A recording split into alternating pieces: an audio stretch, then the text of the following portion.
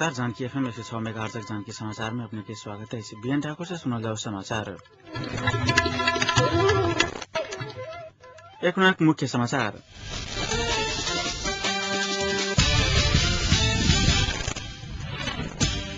माओवादी 6 आ मधेसी मोर्चा 7 मन्त्रीद्वारा शपथ ग्रहण।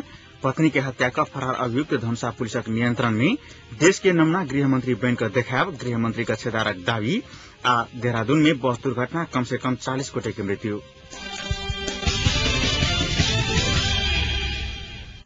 माओवादी आ संयुक्त लोकतांत्रिक मधेसी मोर्चा के 13 मंत्री आज सांझ शपथ ले लेने जाइमे से माओवादी के 6 आ मोर्चा के 7 मंत्री शपथ ले लेने। राष्ट्रपति रामवरण यादवक उपस्थिति में प्रधानमंत्री बाबूराम भट्टराय शीतल निवास में नया मंत्री के पद तथा गोपनीयता के शपथ ग्रहण करौलेने।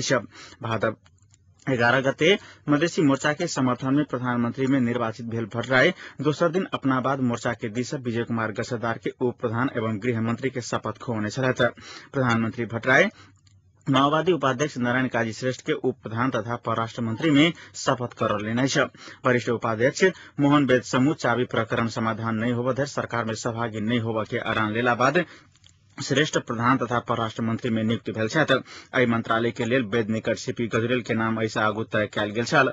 अहिना ऊर्जा मंत्री पोस्ट बहादुर बोगटी, स्थानीय विकास मंत्री में टो बहादुर रायमाझी, अर्थमंत्री में वर्षमान पुन, भूमि सुधार मंत्री में प्रभुषा आ युवा तथा खेलकूद मंत्री में कमला रोका शपथ ले लेने। तहिना मधेसी मोर्चा के दिशा सूचना तथा संचार मंत्री में जयप्रकाश प्रसाद गुप्ता, भौतिक योजना तथा निर्माण मंत्री में हृदय त्रिपाठी, सिंचाई मंत्री में महेंद्र राय यादव शपथ ले लेने। अहिना वन मंत्री में मोहम्मद वकील मुसलमान, कृषि में नंदन कुमार दत्त, स्वास्थ्य मंत्री में राजेंद्र महतो आ बिना विभागीय मंत्री में राजलाल यादव शपथ ले लेने। एमआर फोरम लोकतांत्रिक से रक्षा मंत्री में सिफारिश कयल गेल शरद सिंह भण्डारी आ वातावरण मंत्री में सिफारिश नीलम वर्मा शपथ नहीं ले लिये। तहिना कानून मंत्री में सिफारिश तमोलोपा नेपालक जितेन्द्र सोनल आ महिला तथा बाल बालिका मंत्री में सिफारिश तमोलोपा नेपालक दान बहादुर चौधरी शपथ नहीं ले लेने। आ विस्तारित मंत्रिमंडल 15 सदस्य भेलै।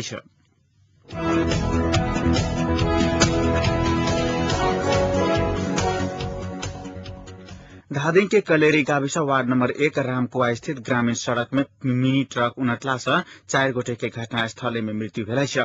कलेरी से खाल्टे गाविस दिस जा रहल ना 1 ग 338 नंबरक मिनी ट्रक एकाएक अनियंत्रित भ सड़क से 100 मीटर नीचा खसिक दुर्घटना भेल पुलिस जनौलक। दुर्घटना में परि 3 महिला आ 1 बालक सहित 4 गोटे के घटनास्थल में मृत्यु भेल। इलाका प्रहरी कार्यालय गजुरी के प्रहरी निरीक्षक बल बहादुर बोगटी जानकारी देलनि। दुर्घटना में परि करीब 1 दर्जन व्यक्ति घायल सेहो भेल बताओल गेल।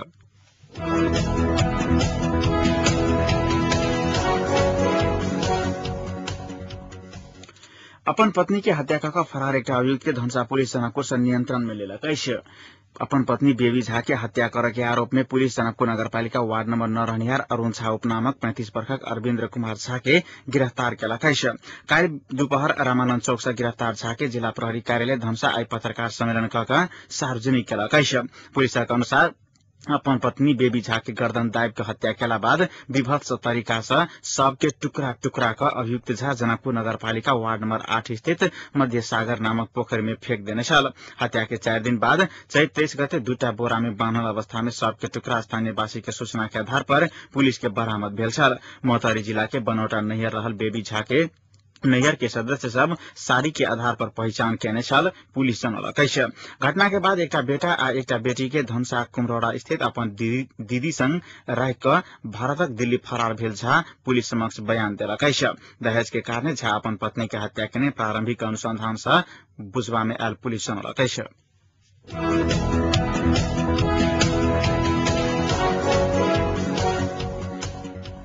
उप प्रधान एवं गृहमंत्री विजय कुमार गसेदार अपने देश के नमूना गृहमंत्री भऽ देखाब दावी केलनि।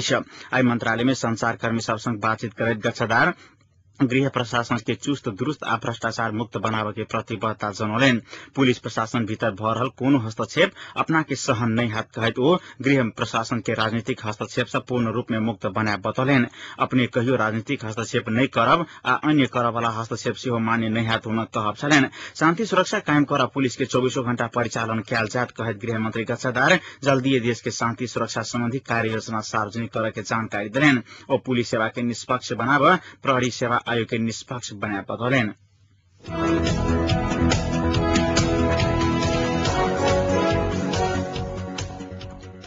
लागू औषध के कारोबार में संलग्न रहल आरोप में धनुषा पुलिस एकटा महिला सहित 2 गोटे के गिरफ्तार केलक अछि। लागू औषध कारोबार में संलग्नता के आरोप में पुलिस धनुषा जिला के सखुआ महेन्द्रनगर वार्ड नंबर 2 से 30 वर्षक सरिता देवी महतो के गिरफ्तार केलक अछि। जिला प्रहरी कार्यालय धनुषा महतो के घर से बरामद लागू औषध सहित महतो के आई पत्रकार सम्मेलन कहकर सार्वजनिक केलक अछि। पुलिस के अनुसार महतो के घर से कोरेक्स नामक सिरप 15 बोतल, स्पास्मो प्रोक्सिवान कैप्सूल 150, नाइट्रोसन टैबलेट 768,340 नेपाली आ 620 रुपया भारू नगद बरामद कयल गेल अछि। गिरफ्तार महतो आ ओकर पति रामप्रकाश महतो लागू औषध बिक्री वितरण कर रहल गुप्त सूचना के आधार पर छापामारी केला बाद ई सामान सब बरामद भेल पुलिस जनौलक अछि। तहिना अवैध गांजा के कारोबार में संलग्न रहल आरोप में पुलिस धनुषा के चक्कर वार्ड नंबर 2 रहनियार 50 वर्षक तहियाद मंसूर के गिरफ्तार केलक अछि। पुलिस के अनुसार तलाशी के मंसूरक घर से 5 किलो गांजा बरामद भेल अछि। अभियुक्त दुनू गोटे के आवश्यक अनुसंधानक लेल जिला प्रहरी कार्यालय धनुषा में राखल गेल अछि। तहिना भन्सार नुका कऽ पैघ संख्या में मोबाइल लऽ कऽ जनकपुर आबि रहल 2टा भारतीय नागरिक के पुलिस जनकपुर से गिरफ्तार केलक अछि। भन्सार नुका कऽ करीब 4,10,000 मूल बराबर के 128 टा मोबाइल लऽ कऽ जनकपुर आयल सीमावर्ती मदापुरक 21 वर्षक अमित कुमार महतो आ 23 वर्षक दीपक कुमार पूर्वे के पुलिस जनकपुर नगरपालिका वार्ड नंबर 15 से गिरफ्तार केने अछि। BR 320526 नंबरक मोटरसाइकिल से आयल दुनू गोटे के गश्ती पुलिसक चेक जांच के क्रम में मोबाइल बरामद केने छल। दुनू गोटे के संग से बरामद फोन आवश्यक कार्रवाई के लेल भन्सार कार्यालय में बुझाओल गेल पुलिस जनौलक अछि। आवश्यक अनुसंधान के लेल दुनू गोटे के जिला प्रहरी कार्यालय धनुषा में राखल गेल अछि।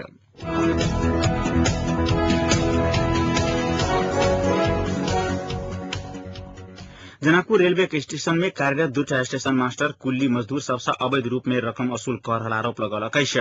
स्टेशन मास्टर मणिराज खतिवड़ा आ ललन झा कुल्ली मजदूर सबसे जबरदस्ती पैसा वसूल कर रहल मजदूर सब आरोप लगौलक अछि। रेलवे स्टेशन पर संयुक्त रूप से पत्रकार सम्मेलन कऽ कुल्ली मजदूर रामे यादव, रामचंद्र पासवान, झगरू मंडल आ मुनचुन मेस्तर ई आरोप लगौलक अछि। मजदूर सभक अनुसार रेल से आयल सामान उतारल लेल व्यापारी सब अधिकतम 50 रुपया देला के बादो स्टेशन मास्टर खतिवड़ा आ झा 25 रुपया मात्र कुली के उपलब्ध कराकर बाकी 25 रुपया स्वयं राखल करैत अछि। सामान उतारल लेल व्यापारी के दिस से देल जाय वाला संपूर्ण रकम कुली मजदूर के होबा के चाही मजदूर सभक मांग अछि। एहि विषय में महाप्रबंधक सुरेश यादव के जानकारी करा देला के बादो ई काज रोकबा लेल अखन धरि कोनो पहल नहीं कयल गेल मजदूर सब आरोप लगौलक अछि। तहिना एहि विषय में स्टेशन मास्टर से पूछला पर पाई ल रहल स्वीकार कयलनि अछि, मुदा ओ पाई व्यापारी सब अपन स्वेच्छा से दऽ रहल हुनका सबक कहब छलनि। मजदूर सबक पैसा लेल गेल प्रमाणित भ गेल त नौकरी से राजीनामा द देव स्टेशन मास्टर खतिवड़ा बतौलनि अछि। जनकपुर रेलवे स्टेशन पर दैनिक 3,000 से 4,000 नगद धरि के सामान कुल्ली मजदूर सब रेल से उतारल करैत अछि। जनकपुर रेलवे स्टेशन पर कुल 5 टा कुल्ली मजदूर अछि।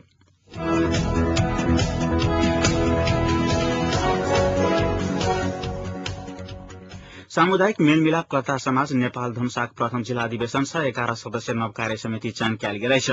नेपाल बार एसोसिएशन जनकपुरक सभाकक्ष में भेल अधिवेशन से सर्वसम्मत मिथिलेश कर्णक अध्यक्षता में 11 सदस्य नव कार्य समिति चयन कयल गेल अछि। नव गठित समितिक उपाध्यक्ष में जीवछी देवी पजिया, सचिव में दिनेश झा, कोषाध्यक्ष में ललिता कुमारी सिंह सहित रहल अछि।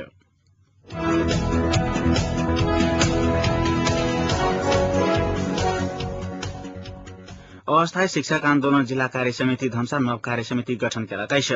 नवगठित समितिक अध्यक्ष में रामरतन यादव, उपाध्यक्ष में दीपक झा, सीता मंडल, कोषाध्यक्ष में बिंदेश्वर यादव, सचिव में विनोद कुमार शाह आ सहसचिव में अक्षय कुमार मंडल रहल अछि। अहिना सदस्य सब में सतीराम पासवान, सुरेश मुखिया, वीरेन्द्र कुमार राय, रामशोभित यादव सहित रहल अछि।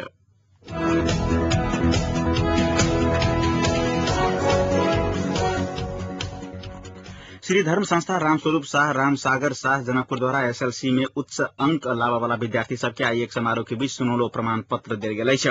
जाहि अंतर्गत धनुषा, मोहतरी आ सिराहा जिला के सामुदायिक विद्यालय सबसे 2067 साल में SLC परीक्षा में उच्चतम अंक आइन SLC उत्तीर्ण विद्यार्थी सबके प्रत्येक जिला से एक गोट छात्र आ एक गोट छात्रा के सुनौलो प्रमाण पत्र आ भैरव शाह लक्ष्मीनिया देवी छात्रवृत्ति 2068 अंतर्गत छात्रवृत्ति प्रदान कयल गेल संस्था द्वारा जारी विज्ञप्ति में उल्लेख अछि। धनुषा जिला से श्री गोगर प्रसाद मावी बसहिया के मोनिका ठाकुर आ new English boarding school Janakpur से अतुल कर्ण के ओ छात्रवृत्ति तथा प्रमाण पत्र देल गेल अछि। अहिना मोहतरी जिला से श्री लचमू मावी जलेश्वर से प्रतीक कुमार चौधरी आ Shri advance learners Himalayan boarding school Jaleshwar से गीता पांडे के देल गेल अछि। तहिना सिराहा जिला से Shri little star English boarding school के असलम मिकरानी आ एकता शाह के देल गेल विज्ञप्ति में जनाओल गेल अछि।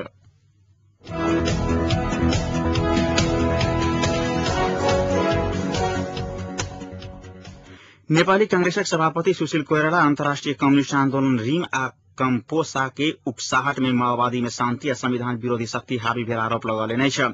राजधानी में एकटा कार्यक्रम में बजैत कोइराला रिम आ कम्पासो के चंगुल से मुक्त भकक शांति प्रक्रिया निष्कर्ष में पहुंचावा माओवादी नेता सबके सुझाव देलैन। ओ माओवादी भीतर के शांति प्रक्रिया विरोधी शक्ति के कारण लड़ाकू रहल शिविर सब असुरक्षित रहल बतौलेन। ओ लड़ाकू संगे हथियार आ कंटेनर सरकार आ विशेष समिति के बुझावे के उल्लेख कयलैन। ओ प्रधानमंत्री बाबूराम भट्टराई आ माओवादी अध्यक्ष प्रचण्ड सही में शांति प्रक्रिया प्रति प्रतिबद्ध अछि त हथियार बुझावा में अबेर नहीं करबाक चाही बतौलेन। कुंजी बुझाकर मात्र शांति प्रक्रिया आगा बढ़ नहीं सकत हुनक कहब छलैन। कोइराला शांति प्रक्रिया प्रति कांग्रेसक सहयोग रहत प्रतिबद्धता सेहो व्यक्त कयलैन।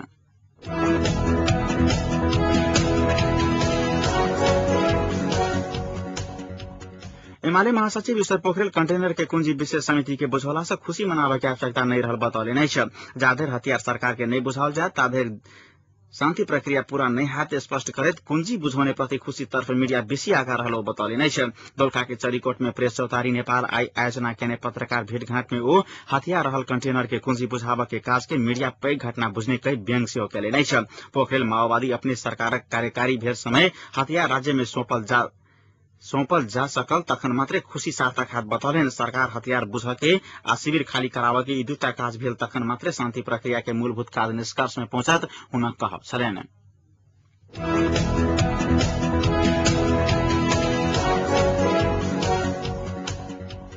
भावी संविधान निर्माण क्रम में देखल गेल विवाद समाधान करऽ लेल गठित संवैधानिक उपसमिति के बैसार आई सेहो बिना निष्कर्ष सम्पन्न भ गेल। भिनसर 8 बजे से 2 घंटा धरि बैसल बैसार में राज्य पुनः संरचना आयोग संबंध में विवाद समाधानक प्रयास में विमर्श भेला के बादो दल सँ सहमति जुटाव असफल रहल। सिंहदरबार स्थित संवैधानिक उपसमिति के कार्यालय में बैसल बैसार में राज्य पुनः संरचना संबंधी विवाद मिलाबऽ लेल राज्य पुनः संरचना आयोग या विज्ञ सभक सम्मिलित प्राविधिक टोली गठन करऽ के विषय में विमर्श भेल। उप समिति सदस्य लक्ष्मण लाल कर्ण जानकारी देलैन। अधिकांश दल राज्य पुनः संरचना संबंधी विवाद सुलझावऽ लेल आयोग के बदला विज्ञ सम्मिलित टोली गठन करऽ के पक्ष में देखल गेला के बादो नेपाली कांग्रेस ओहि में असहमति जनौला के बाद बैसार बिना निष्कर्ष सम्पन्न भेल छल।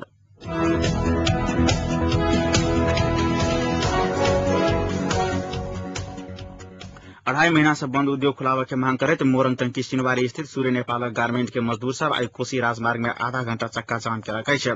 ओ सब भिनसर 11 बजे से 11:30 बजे धरि चक्का जाम केने छल। पारिश्रमिक विवाद के बाद उत्पन्न तनाव के कारण सूर्य नेपाल गार्मेंट खोलावे के मांग करते आंदोलित मजदूर सब ऐसा पहिने जिला प्रशासन कार्यालय मोरंग विभिन्न औद्योगिक प्रतिनिधिमूलक संस्था सब तथा श्रम मंत्रालय में धरना द चुकल अछि।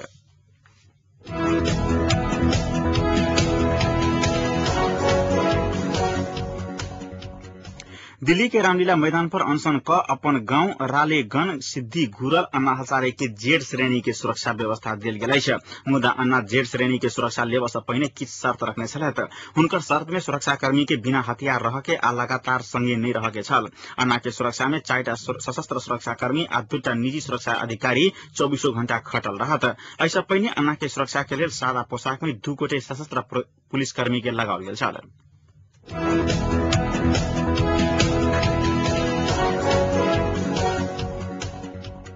देहरादून से करीब 150 किलोमीटर दूर त्यूनी तहसील लग भेल बस दुर्घटना में 40 गोटे से बेसी के मृत्यु भेल अछि। आई सबेरे 10 बजे बस त्यूनी से देहरादून जा रहल समय ओ दुर्घटना भेल पुलिस जनौलक अछि। पुलिसक अनुसार 18 गोटे के लाश बरामद भेल अछि त 19 गोटे के घायल अवस्था में सुरक्षित बचाओल गेल अछि। जाहि में से बहुतो के अवस्था चिंताजनक रहल अछि त 23 गोटे अखनो बेपत्ता अछि। मरवाला के संख्या और बढ़ सके के अनुमान कयल गेल अछि। प्रत्यक्षदर्शी के अनुसार यात्रुवाहक बस एकटा मोड़ पर घुमावकार असंतुलन भ 150 फीट नीचा बहैत नदी में खसल छल। मुख्यमंत्री रमेश पोखरियाल निशंक मरवाला परिवार के 1-1 लाख रुपया देव के घोषणा कयलनि अछि।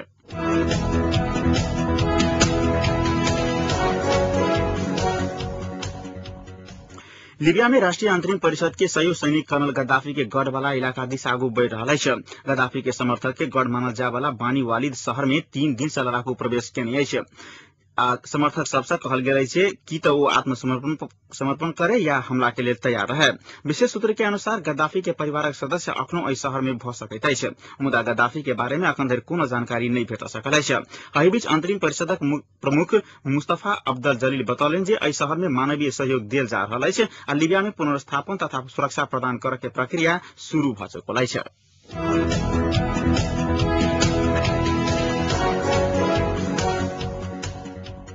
बढ़त महंगाई के लप पूरा इसराइल में अलग अलग शहर में आई विरोध प्रदर्शन कैल गेल छै। करीब 4 लाख जनता एके ठाम सहभागी भ व्यापक विरोध प्रदर्शन केलक छै। तेल अभिव में सबसे पैघ रैली निकालल गेल छल, जतऽ 2 महीना पहिने विरोध प्रदर्शन के शुरुआत कैल गेल छल। अभिव के अलावा यरूशलेम आ आरो कतेको शहर में सेहो प्रदर्शन कैल गेल छै। प्रदर्शनकारी सब सस्ता दाम में घर, कर में कटौती, स्वास्थ्य सुविधा आ आम जनता के निःशुल्क शिक्षा देबय के मांग कर रहल छै।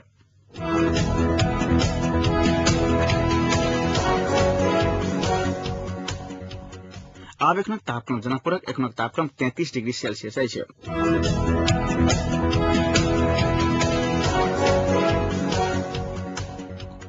समाचारक अंत में पुनः एक बेर मुख्य समाचार।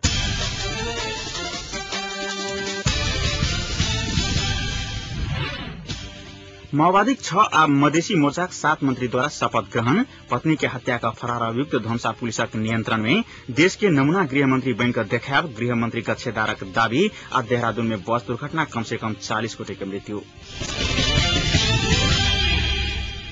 आजुक जानकी समाचार अतै सम्पन्न होइते पुनः जानकी समाचार उपस्थित है। नमस्कार।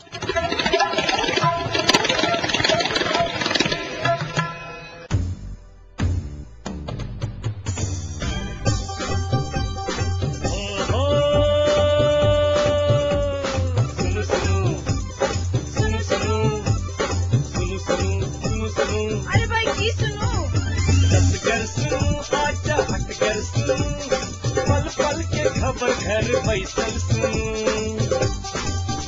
जानकी मन माफी कपन बात ऐसा सुनो जानकी मन माफी कपन बात ऐसा सुनो सुनो सुनो। मिथिलांचल गर्व जानकी अभियान 105 मेगा